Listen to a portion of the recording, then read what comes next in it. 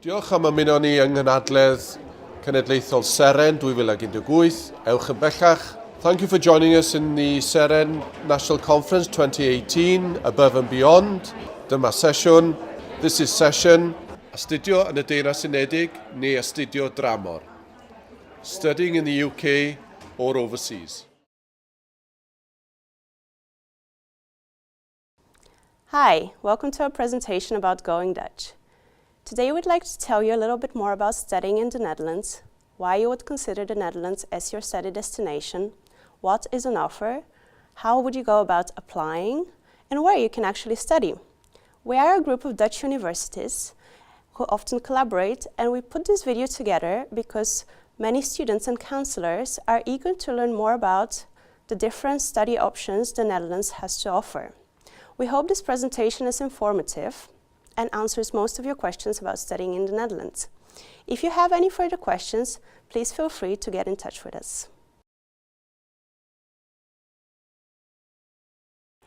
We're going to talk to you a little bit about why you might actually choose the Netherlands, and in general there are lots of reasons that you might consider, but we've tried to distill it down to about 5 different points that we think are most important for you to understand about studying in the Netherlands. Things like quality, educational environment, the language and cultural issues that you may experience or not experience, the international student experience, and the value for money that you're going to have here in the Netherlands. I'm going to talk about each of these individually so you get more of an insight into each of these particular issues. Now, in terms of quality and reputation, it's very good to know that the Dutch government gives its stamp of approval to all the programs in the Netherlands through what is called the NVAO accreditation organization. So for you, it just means the stamp of approval is there, they're all recognized programs. Now, externally, different ranking systems around the world rank all Dutch research universities very highly. So things like the QS World Rankings, the THE World University Rankings, these types of things really show that Dutch universities are very high quality and recognized worldwide, similar to other systems in the world. The numbers aren't very important, but in the top 200 you'll find all Dutch research universities. So your degree is portable and recognized. So it's peace of mind overall. Now, in terms of the educational environment that you're going to experience, there's quite a few differences to different systems around the world. And I think first and foremost it's important to understand that student participation is required in the Dutch system. That means that it's very student focused. You're going to have to be in classes, you're going to have to be participating and giving something to each class, whether it's a lecture, a work group, maybe discussions that you're going to be having. You may have presentations and group work you'll have to do, but you're going to have to be there and present and working very hard. The academic year is about 40 weeks per year, and depending on the program you're studying, you will have between about 10 and 40 hours per week in class. There's quite a big range because different programs have different requirements, and you may have a lot of external time, so meaning outside the class, for preparation for these particular programs. But you're going to definitely have a full-time job studying in the Netherlands. All the universities or research universities have additional options, meaning, of course, you could study abroad again, even though you're already studying abroad. We all have many partnerships around the world. Some programs allow internships. There are different excellence programs if you want extra challenge. And all the research universities will require a capstone project or thesis, bringing all the research you've done to one culminating project. So again, a little different than some systems around the world. Now, in terms of culture, you may guess from my accent I'm not a native Dutch speaker. I'm originally from Canada, so I can personally attest to the fact that there is no language barrier in the Netherlands. Everyone speaks English to a very high degree. We're actually, on the continent, #1 in terms of English proficiency. So you don't have to worry about that. You can talk to people in your program, you can talk to people in the university, but also in the grocery store, even your bus driver will be able to communicate with you in English. So it's one less thing to worry about overall. But the cities are very international that all of our universities are located in. The universities themselves are very international. Whether it's the staff, the teachers, or the students that you're going to be studying with, you'll be surrounded by many different cultures, many different languages as well. So a very international experience overall. It's a very small country, so we invite lots of nationalities to come and visit us in the Netherlands. But it's really important to understand that in general, even though everyone speaks English to a very high degree, it's not going to be like at home. It's not going to be like in other countries where English proficiency is very high as well. The culture is very, very different in the Netherlands. And that's a good thing. You'll be able to experience, for example, the history of the Netherlands, our nature, the cities, having different types of experience and learning about the Netherlands overall and those cultural differences. You'll be able to get out there and enjoy some of the stereotypical things like tulips, the food that we have on offer, whether it's cheese or different types of international foods, even something like raw herring and onions, which sounds really gross, but it's very typical in the Netherlands overall. So you'll definitely try that, probably in your first week when you come here to the Netherlands. And of course, we have a lot of traditions overall, and one of those traditions is transportation. We ride bikes everywhere. So you'll have at least one bike, certainly across your studies. You'll use it to get pretty much everywhere, although the train system is also very reliable to get from city to city. And eventually, you might even be like a local, and you'll be able to move your entire apartment on a bicycle. So again, you'll be able to really experience any of the different parts of Dutch culture and have something in addition to your academic experience.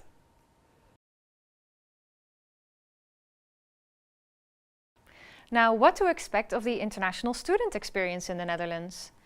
All of the universities will have various introduction activities so that you can get to know your fellow students, you can get to know the student associations in the city and the environment that you're going to be studying in. So you don't just end up without knowing anyone, you actually get introduced to everything around you. This consists of parties, but also excursions, activities and games, as well as more content-related presentations. Now, once you are a student at a university, there are various different activities that you can take part in. For example, many universities offer Model United Nations.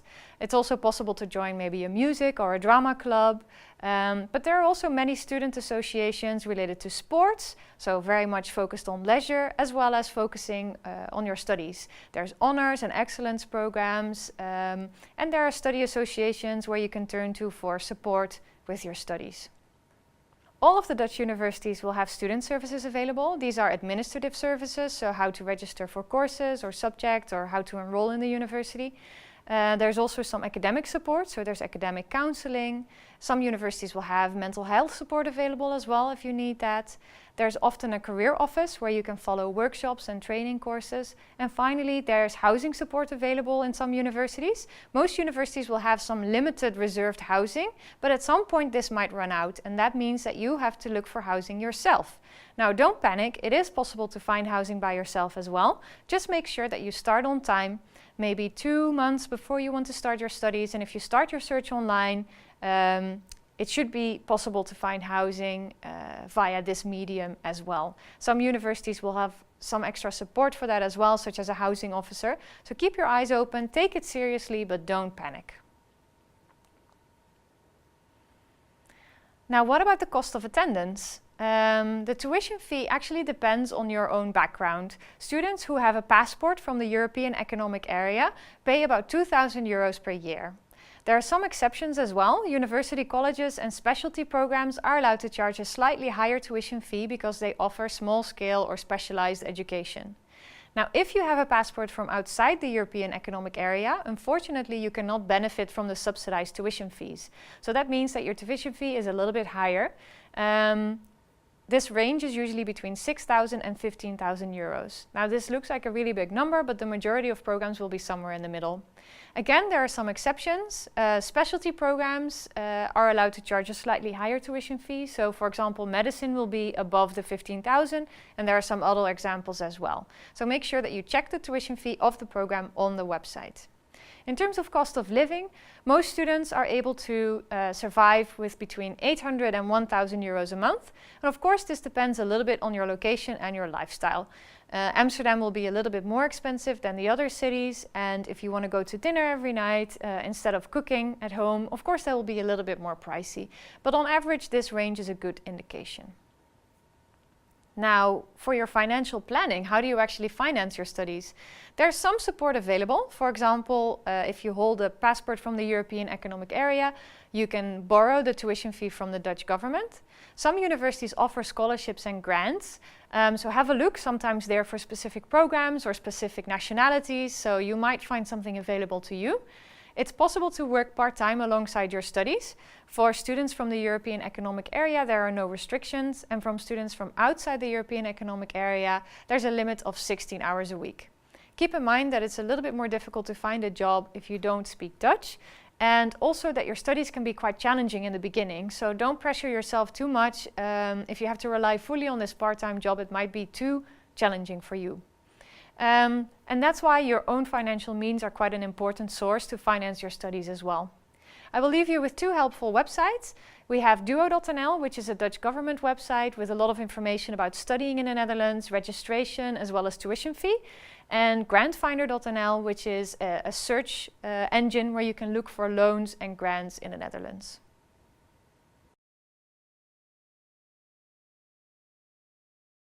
So now you know why you should consider studying in the Netherlands. So it's time to look into what you can study in the Netherlands. The Dutch higher education system is a binary education system. We have two types that you can choose from. On the one hand, you have universities of applied sciences. Those offer a professional type of education that really prepares you for a specific job in the labor market. Things that are included are fine arts, the conservatories, the dance academies, things like that. On the other hand, you have the research academies, and they provide an academic education.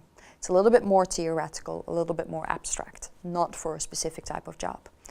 These would include the technical universities, where you could, for instance, study engineering, but they also include the university colleges.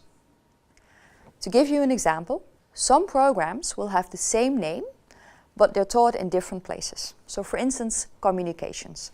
If you would study communication at the University of Applied Sciences, you would learn how to write a press release, how to build a website, or how to give a presentation.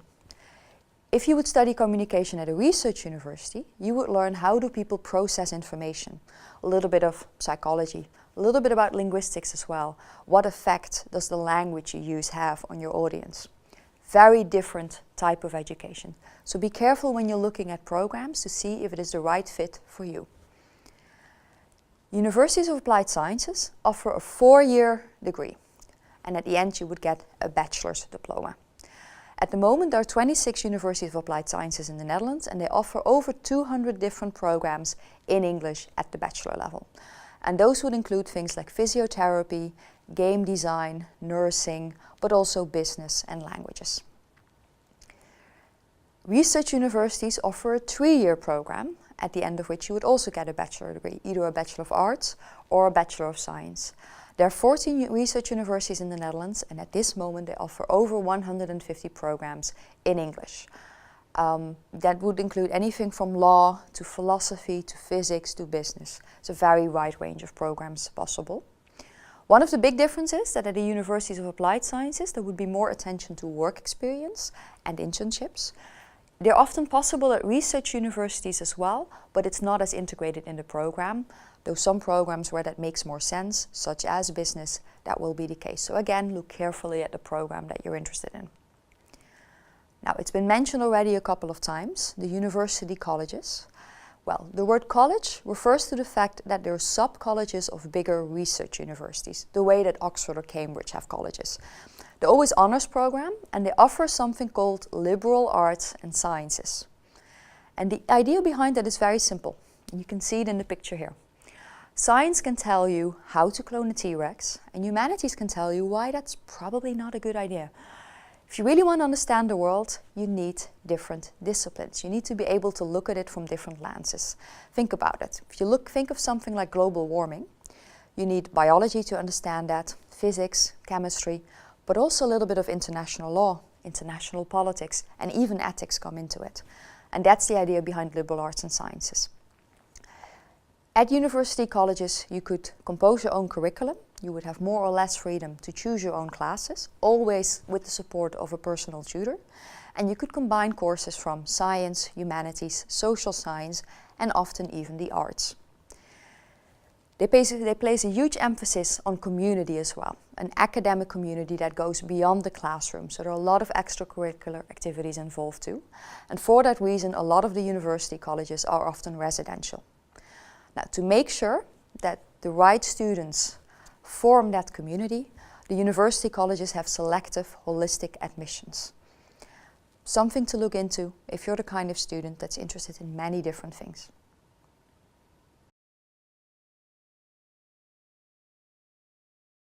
All right, now that we've told you why you should come to the Netherlands and what you can actually study, the logical next step is to learn how you can apply to any program in the Netherlands.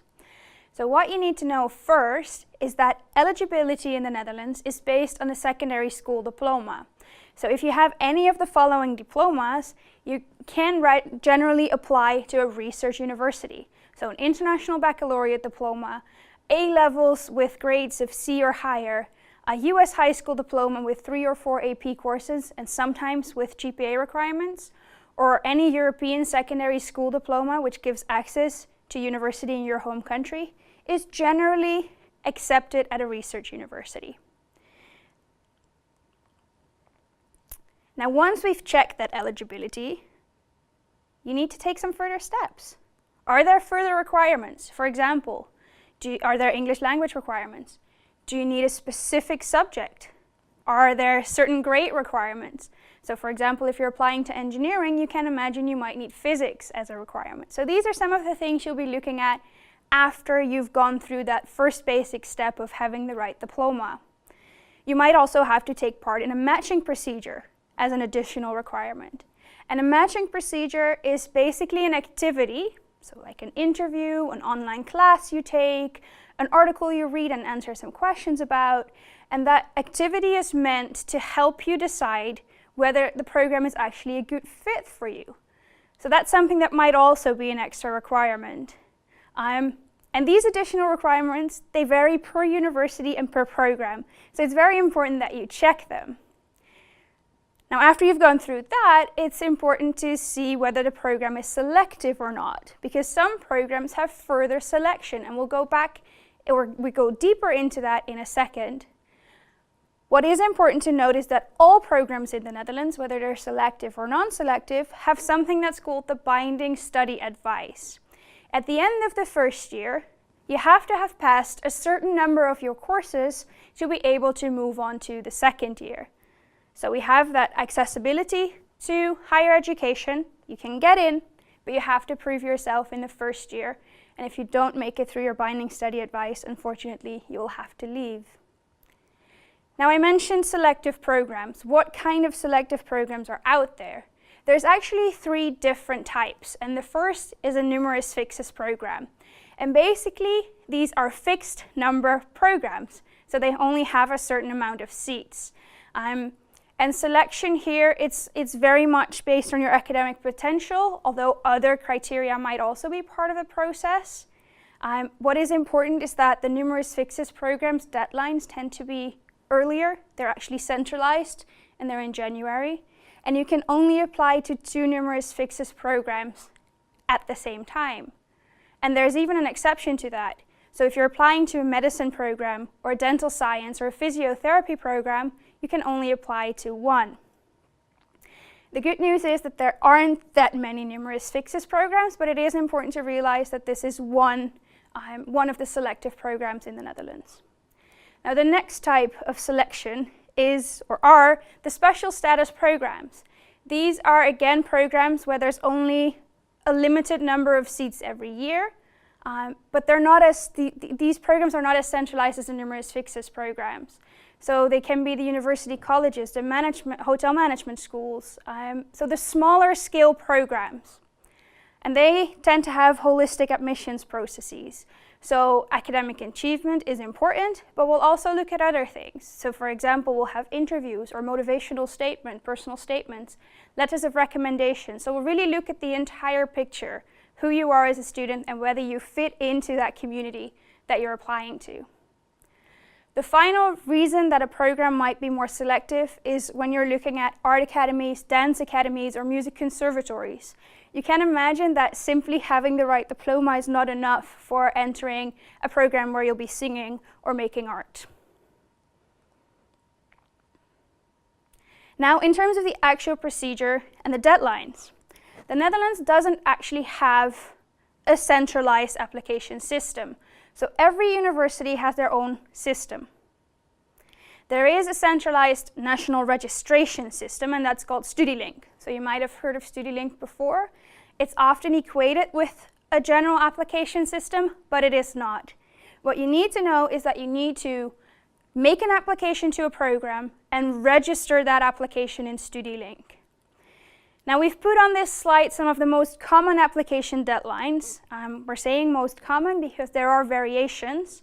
But for the non-selective program, if you hold a European passport, it's between generally May 1st and July 1st. And if you hold a non-European passport, it tends to be between April 1st and May 1st. For the more selective programs, the deadlines can be anywhere between January 1st and May 1st. So remember those three different types of selective programs.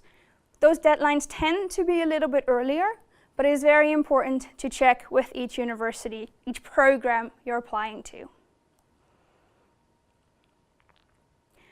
So, just to summarize, what do you do when you want to apply to a Dutch university?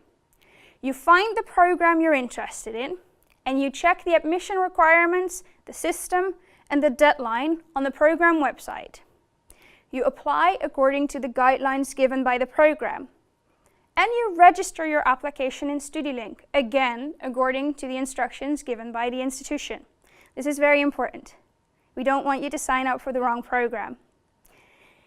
Then it's out of your hands. You wait for your offer. Might be a conditional offer. You accept the offer within the timeline stipulated. And then all you have to do is arrange the practical matters, such as your visa and housing. And if you have questions at any point, you get in touch with us. That's what we're there for, to help you out.